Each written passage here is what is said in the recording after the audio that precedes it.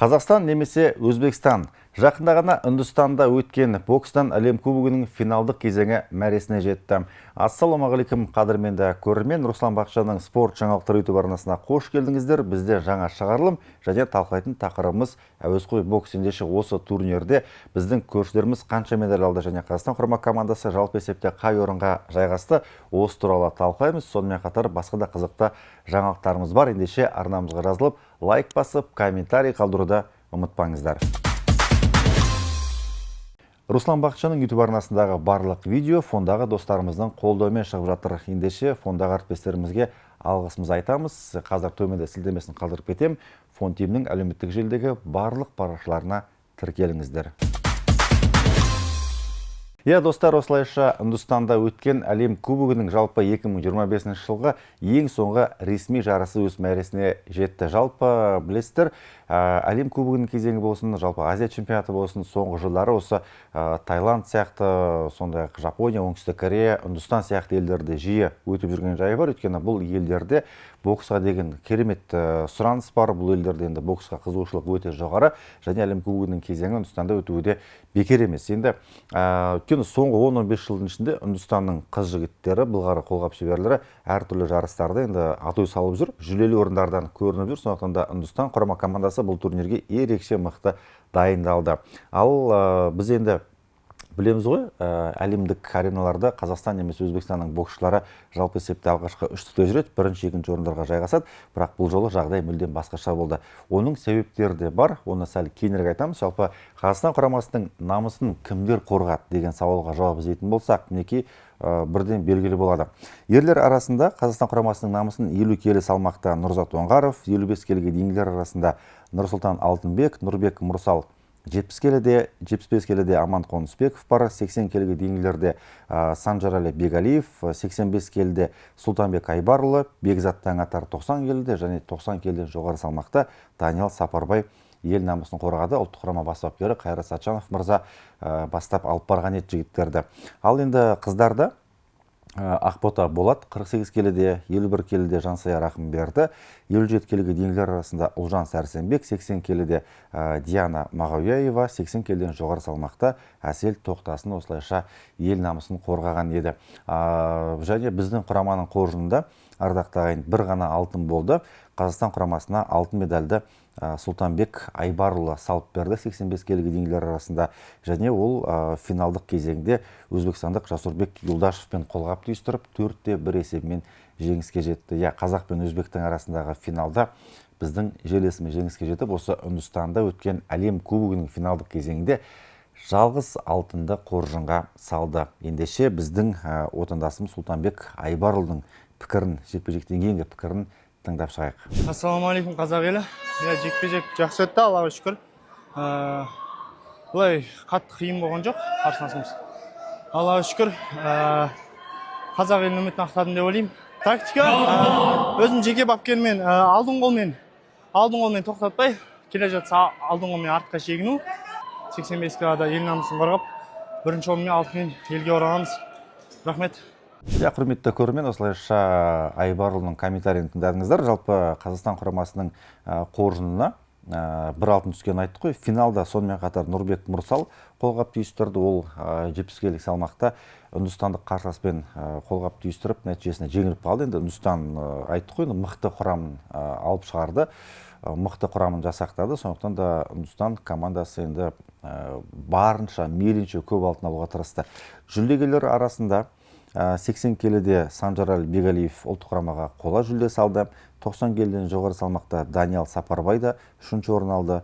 Қыздарда Жансая Рахымберді 51 келіде, 57 келіде Ұлжан Сәрсенбек қола жүлдегер атанды. Сонымен қатар 80 келіде Диана Мағауяева және 80 келіден жоғары салмақта Әсел Тоқтасын құрама қоржынына қола жүлде салды. Біздің қоржында осылайша бір алтын, бір күміс медаль, сонымен қатар қыздар мен жігіттерді қоса алғанда қоржында 6 қола жүлде болды. Бұл да жалпы енді жаман нәтиже емес, өздеріңізді көріп отырсыздар құрамның қаншалықты болғандығын. Ал енді жалпы есепте медальдар жиынтығы бойынша Үндістанды айтып жатырмыз. Жеке дара көш басына көтерілді. Үндістан құрамасы 9 алтын алды. 6 күміс, 15 финалисті былайша айтқан кезде, және 5 қола жүлде. Өзбекстанда 9 финалист, олардың 4-еуі алтын алды, 5 күміс жүлде және 4 қола. Екінші орын Англия командасы 2 алтын алды, 1 күміс және 3 қола жүлде. Қытайлық Тайпей командасы 1 алтын, 2 күміс, 1 қола жүлде. Және Қазақстан құрама командасы 1 алтын, 1 күміс, 6 қола жүлдемен жалпы есепте 5-ші орынға тұрақтады. Бір қарағанда енді әлем кубогының кезеңі кәдімгі үлкен ресми жарыс. Қазақстан құрамасы 5-ші орынға алып қалды деп жатырмыз, бірақ соншалықты бір басқа тұратындай әттеген-ай дейтіндей жағдай емес. Ардақты ағайын, өздеріңіз көрдіңіздер, ұлттық құраманың намысын 2-ші және 3-ші нөмірлі боксшылар қорғады. Сондықтан да басқа да еліміздегі жігіттерге, қыз-жігіттерге мүмкіндік берілді. Осы турнирге қатысып, өз тәжірибелерін шыңдап, алдағы уақытта Қазақстанның болашақ жігіттері ғой, осы қыз-жігіттер, осы жігіттер алдағы уақытта үлкен жарыстарда әлі атой салады, тәжірибе жинақтау керек ең бастысы. Жүлде алғандардың арасында алтын алған Польша бар, 1 алтын, 1 күміс, 3 қола. Жапонияда 1 алтын, 1 күміс, 2 қола. Және Австралия командасы 1 алтын, 2 қола жүлдегер атанды. Италияда 2 күміс екен, Қырғызстанда 1 финалист бар, ол күміс жүлдегер атанды. Украина 6 қола, Оңтүстік Корея 5 қола және Германия 1 қола жүлде алып, жалпы есепте 13-ші орынға тұрақтады. Жалпы 13 елдің өкілдері медаль алғандығын айта кетейік. Енді осы кезде қадірменді көрермен, Өзбекстан командасы бұл жолы озды, бірақ оларда негізінен 2-ші, 3-ші нөмірлі боксшыларын алып барды. Біз секілді осы турасында айта кетейік. Енді Қазақстан бокс федерациясының бас хатшысы Мерей Ақшалов, әлем чемпионы, осы алдағы қараша айындағы жалпы жарыстарға байланысты, жаңалықтарға байланысты пікірмен бөлісті. Ендеше Мерей Ақшаловтың комментарийін қарап алайық. Құрметті боксер қауым, өздеріңіз білетіндей 16-20 қараша аралығында Үндістан мемлекетінде әлем кубогының соңғы кезеңі өтеді. Бұл жарыс жабық турнир болып есептеледі. Бұл жарысқа 18 мемлекеттен 130 спортшы қатысады. Әр салмақта 8 боксшыдан. Сондықтан бұл жабық турнир болғандықтан ұйымдастырушылар жылдың басынан болған әлем кубоктарының нәтижесі бойынша әр мемлекетке квоталар беріледі. Бізге ұлдардан 8 квота, қыздардан 5 квота берілген. Бапкерлер кеңесінің шешімімен Семей қаласында өткен Қазақстан чемпионатының нәтижесімен 2-ші, 3-ші нөмірлі боксшылар осы жарысқа қатысып жатыр. Басты мақсатымыз осы жас боксшыларды үлкендік ареналарда көру үшін, тәжірибе жинау үшін жіберіп жатырмыз. Біздің 1-ші, 2-ші нөмірлі боксшыларымыз осы қараша айының соңында Ташкентте өтетін бірлескен оқу-жаттығу жиынына барады. Ол жерде Өзбекстанның, Қырғызстанның, Таиландтың және Қазақстанның 1-ші, 2-ші нөмірлері бірлескен оқу-жаттығу жиынын өткізеді. Әйелдер құрама командасы жылдың соңына дейін өздерінің жоспарларымен бірге дайындалады. Қадірменді көрермен, өздеріңіз қазір ғана Мерей Ақшаловтың комментарийін тыңдап шықтыңыздар. Қазақстан және Өзбекстанның боксшылары бір рингте спарринг жасауға мүмкіндік алып отырып. Негізі мұндай жағдайды көрмегелі, естімегелі өте көп уақыт болған. Арнайы ресми оқу-жаттығу жиындар. Неге? Өйткені әдетте біз білеміз ғой, мәселен әлем чемпионаты болсын, Азия чемпионаты болсын, оған енді Қазақстанда, Өзбекстанда қатысады ғой. Сол жарыстардың алдында екі елдің боксшылары оқу-жаттығу жиындарын өткізгенде бөлек-бөлек өткізеді. Яғни Қазақстанның қасында енді бірнеше ел болуы мүмкін. Венгрия, Италия деген сияқты, Куба және Өзбекстан оқу-жаттығу жиындарын өткізген кезде Үндістан, Англия, Ресей сияқты командалар бөлек, яғни бірге жаттығуы мүмкін. Бірақ қазақ пен өзбек бірге жаттықпайды. Себебі екі елдің бокс жаттықтырушылары бір-бірінің енді үлкен жарыстардың алдында артық және кем тұстарын көрсеткісі келмейтін, бір-бірлерінің фишкаларын, бір-бірлерінің көзірлерін көрсетпей сол жарысқа алып баратын. Сөйтіп, сол турнирде енді кім мықты екендігін анықтайтын. Бірақ енді бір қызығы, расында мен өзім қуанып отырмын. Қазақстан ұлттық құрама командасы арнайы Ташкентке барып, УТШ жасап жатыр, оқу-жаттығу жиындарын. Және спарринг қой енді былайша айтқан кезде. Қырғызстанның да боксшылары бар, көріп отырсыздар, Таиландтың да жігіттері бар деген сияқты. Өте қызық. Енді екі елдің жаттықтырушылары бір-бірін бұрыннан жақсы таниды, өте жылы қарым-қатынаста, және спарринг деп жатырмыз ғой. Бір қызығы, сол спаррингте төбелес болған екен. Қандай төбелес? Қазақстан чемпионы Сабыржан Аққалықов, World Boxing чемпионы Фазлиддин Еркінбаевпен спарринг өткізген. негізінен спаррингті білесіздер ғой, енді бір-екі соққы, бір-бірін жарақат жасамау керек деген сияқты. Бірақ ол спаррингтің соңы төбелеске ұласып кеткен. Кәдімгідей бапкерлер қайта-қайта спарринг барысында жаңағы жекпе-жекті тоқтатып, сабыр сақта, тоқта деп жатыр, бірақ соған қарамастан кәдімгідей енді эмоция ғой, енді эмоция төбелесіп кеткен, былайша айтқан кезде. Және сол спаррингтен кейін ұлттық құрама команданың бас бапкері Толқын Қылышев мырза жаңағы жігіттерді сапқа тұрғызып қойып, біраз сабаған екен, біраз ұрысқан екен. Ендеше Толқын Қылышевтың спаррингтен кейінгі айтқан комментарийін сіздерге көрсетейін. Boşaşma Fayza, boşaşma. Ket Fayza.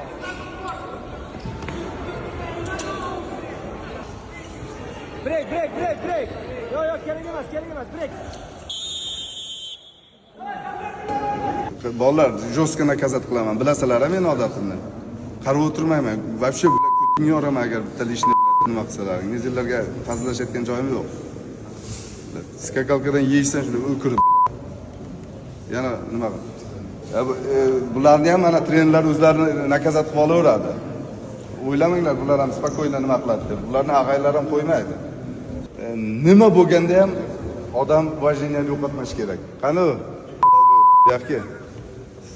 Tushundingmi? Nima bo'lganda ham. Tushuning, ha? Sizlar bunday narsada, u всех manada bo'ladi bunday narsa. Tortishasan, nima qilasan? Ну, когда время tugaydi, закончится, qo'l berib ketish kerak. Eng odam bo'lmaydigan narsa, eng odamga противный narsa mana shu hamma narsa tugagandan keyin уже все, уже подняли, qo'lni ko'tardi. Mana bunday qilib bir-biriga nima qilish, mana o'zini ko'rsatish. Tushunarlimi? Shu narsa umuman bo'lmash kerak. Mana hushtak chaldi, bo'ldi, время закончился. Bo'ldi, abdemi bo'yda bo'ladi. Bu yerda nima shaxmat emas. Hammamiz tushunamiz. Solishadi. Nu tugagandan keyin qo'l berish kerak. Mana bunday qilib bir-biringga zahar sochib ketgandan ko'ra quchoqlab, do'stim, salomlar. Chunki shuncha boksyorning orasida mirda ikkalang bu yerda birga triumf qilyapsan, yetib nol uchizdan. Значит, bir-biringga qadrdonsan baribir. Nimaga sen u bilan bu bilan turmayapsan? Ves mirda shuncha boksyor bor. Bir-biring bilan tursan. Mana bir-biring bilan. Buni ham o'zining o'rni bor. Tushunarlimi? Bunday qilmanglar. Hurmat, yiqildilaringmi, itarishdingmi, nima qildingmi? Nu, go'ng bo'ldimi? Uje hurmat qilib. Tushunarlimi? Yaxki. Davay qo'l berib, nima qilib, keyingi safar yana turib, spokойно o'zlaringga po'z olaverasizlar. Xudo biladi kim nima bo'lishini. Bu yerda sen hurmat qilib bir-biringdan tushur. Nima edi? Chempion bo'lsang, hurmat bo'lamiz deb aytamiz. Yo'q, yordam berganmiz mana shu Akkalovga deb. Bu ham chempion bo'lsa aytadi, "O, Akkalov kelib yordam bergan. Qozog'iston kelib o'shanda o'sib ketdi" deymiz. Bilasizmi? Shunday gap. Nima demoqchiman? Hurmat izzat eng главный. Да. Молодой горячий, он тоже вот 19 лет пеночка. Мінекей достар, Толқын Қылышев мырза не айтты? Енді өзбекшені біз де жақсы түсінеміз ғой. Толқын Қылышев былай деді. Өзінің жігіттеріне кәдімгі ұрысты. Мен сендерге ұрыссам деді өзбек балаларға. Ол мен анау қазақ жігіттерге ештеңке демесем, сендер ойламаңдар, оларға ештеңке болмайды деп. Олардың бапкерлері бар, ағайлары бар. Олар наказание жасайды өздеріне. Мен сендерге наказание жасаймын. Бұлай болмайды. Бұл спарринг, қанша жерден эмоция болсын, қанша жерден бір-біріңді жаңағы жеп қоюға дайын тұрсаңдар да, спарринг аяқталғаннан кейін қолдарыңды алыңдар, алғыс айтыңдар деп жатыр да, рахмет айтыңдар дейді. Бұл енді нағыз джентльменский былайша айтқан кезде не ғой? Поступок қой, сондықтан да қол алысыңдар деп жатыр. Иә, достар, қазақ пен өзбек біз енді көршіміз, әрқашанда әсіресе боксқа келген кезде қазақ мықты ма, өзбек мықты ма деп жатамыз ғой енді. Иә, Үндістандағы әлем кубогінде Өзбекстан құрамасы 2-ші орын алды, Қазақстан 5-ші орын алды, ештеңке етпейді. Бірақ, мәселен, қыркүйек айында Ливерпульде өткен әлем чемпионатында жалпы командалық есепте қыздар және ерлер құрамасын қосқан кезде нәтижелерін Қазақстан құрамасы әлемде бірінші орынға көтерілді. Сондықтан да Өзбекстан да мықты болды. Бірде Өзбекстан, бірде Қазақстан осылай бір-бірімізді үлкен жарыстарда жеңіп, бүкіл әлемге екі елдің мықты екендігін көрсетіп жүрміз. Әрқашанда осындай бәсекелестігіміз жалпы өсе берсін әрқашанда. Бұл дегеніңіз біздің деңгейімізді өсіреді. Енді футболдағыда болғанда Қазақстан футболы мықты ма, Өзбекстан футболы мықты ма деген сияқты. Енді Өзбекстанның футболы Азия аймағында өте мықты. Әлем чемпионатына жолдама алды. Білеміз, сондай-ақ Өзбекстанның U17 құрама командасы әлем чемпионатының 8-ден 1 финалына шықты. Бұл да бір қуанышты жағдай. Және қазақ пен өзбектің спорты, футболы, боксы дами берсін дейміз. Сөз соңында айта кетейік, қадірменді көрермен, енді санаулы күндерден кейін осы кезде бокс жаңалығын жалғастырайық. Италияның астанасы Рим қаласында World Boxing ұйымының жаңа президент сайланады. Енді осыған қатысты былайша айтқан кезде Геннадий Головкин, білесіздер, Олимпиадалық комитеттің президенті, Қазақстанның намысын қаншама жылдар бойы кәсіпқой бокста қорғаған, 2004 жылы Афин Олимпиадасының күміс жүлдегері Геннадий Головкин сол жалпы ұйымға президент болуға әбден лайық. Басты кандидаттардың бірі, енді естуім бойынша басқа ешқандай мықты атақ дәрежесі мықты кандидат жоқ. Сондықтан да Геннадий Головкин сол ұйымды басқарса, менің ойымша Қазақстан боксына, жалпы орталық Азияның боксына, Азияның боксына, әлем боксына қосатын үлесі мол. Өйткені Геннадий Головкинді бүкіл әлемде жақсы таниды, біледі, абыройлы азамат. Және сол Геннадий Головкиннің келуімен енді айтып жатыр ғой, енді жалпы демеушілер пайда болады, бокстың әлемдегі деңгейі, абыройы артады деген ойымыз бар. Оның үстіне айта кетейік, қадірменді көрермен, жалпы Қазақстаннан шыққан спорт мамандарының, спорт функционерлерінің арасында әлемдік федерацияны осыған дейін ешкім басқармаған. Кезінде Серік Қонақбаев IBA-дің вице-президенті болды, бірақ енді президент деңгейіне жеткен жоқ. Сондықтан да халықаралық, былайша айтқан кезде, федерацияны біздің Қазақстанның өкілі басқарып жатса, бұл расында нұр үстіне нұр болады деген ойдамыз. Ендеше қадірменді көрермен, видеомыз ұнаса, арнамызға жазылып, лайк басып, комментарий қалдыруды ұмытпаңыздар. Енді спаррингке қатысты өздеріңіздің пікірлеріңізді қалдырып кетіңіздер, жаңағына Ташкентте болып жатқан спаррингке байланысты. Енді бұл эмоция, расында эмоция, ең бастысы ешқандай боксшы жарақат алмасын деген тілекпен бүгінгі бағдарламаны аяқтаймыз. Келесі эфирде, келесі бағдарламада көріскенше аман сау болыңыздар.